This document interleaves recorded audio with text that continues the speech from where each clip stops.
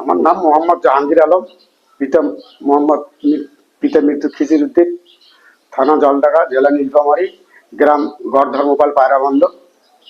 আমি আমার সজ্ঞানে নিজ ইচ্ছায় এবং স্যারের কথায় ইনচার্জ এই ওসি স্যারের কথায় তোমাকে সুযোগ দেওয়া হবে, তুমি কালকে কি করছো এটা আমাদের দেখার বিষয় নয়, আমরা সুযোগ দেব, তোমরা ভালো হও।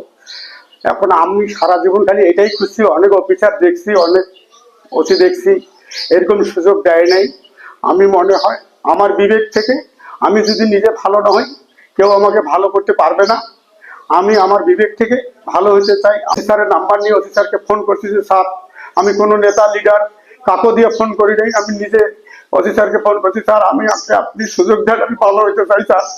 অফিসার আমাকে সাদর আমন্ত্রণ দিয়ে গ্রহণ করছে যে তুমি আসো, আমি তোমাকে সুযোগ দেবো।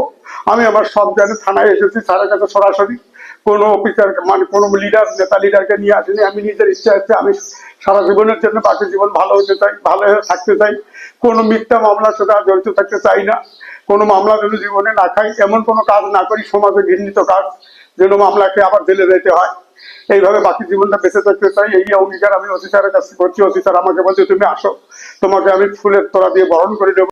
দেশের মানুষের কাছে দাবি করে আমি একটা কর্ম চাই স্যার, আমাকে একটা কর্ম দিলে আমি ভালো হইতে পারবো স্যার, বাকি জীবনটা সুন্দর হয়ে বেঁচে থাকতে পারবো স্যার। মানে যারা এখনো বিভিন্ন অপরাধে জড়িত আছে এবং বিশেষ করে জলঢাকায় অনেকে বিভিন্ন অপরাধে জড়িত আছে, তাদের উদ্দেশ্যে আপনার কিছু বলার আছে? আমি স্যার আপনার মতন অফিসারের কাছে এরা যদি আসে সিলিন্ডার করে স্যার, আমার মতো করে সবাই যদি সুযোগ গ্রহণ করে স্যার, সবাই ভালো হতে পারবে স্যার। তো ঠিক আছে, আমরা শুনলাম আমাদের জাহাঙ্গীরের কথা। তো সে স্বাভাবিক জীবনে ফিরতে চায়, আমরা তাকে সেই সুযোগও দিতে চাই এবং আমি প্রত্যাশা করি যারা সমাজে বিভিন্ন অপরাধে জড়িত, বিশেষ করে আমরা জলঢাকা, আমি সকল অপরাধীদের উদ্দেশ্যে বলতে চাই যে আপনারা সকলে স্বাভাবিক জীবনে ফিরে আসুন, সকলে ভালো হন, আমরা সেই সুযোগটি করে দিতে চাই। না হলে আমরা আমাদের যে অভিযান আছে এটি আমাদের চলমান থাকবে, এটা অব্যাহত থাকবে।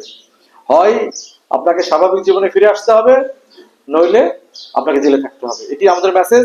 আমরা আবার সকল অপরাধীর উদ্দেশ্যে বলতে চাই আপনারা স্বাভাবিক জীবনে ফিরে আসুন। যদি স্বাভাবিক জীবনে জাহাঙ্গীরের মতো ফিরে আসতে চান, আপনি সমাজে মাথা উঁচু করে সম্মান নিয়ে বাঁচতে পারবেন। আর যদি আপনি অপরাধের সঙ্গে জড়িত হন তাহলে আপনাকে জেলে যেতে হবে।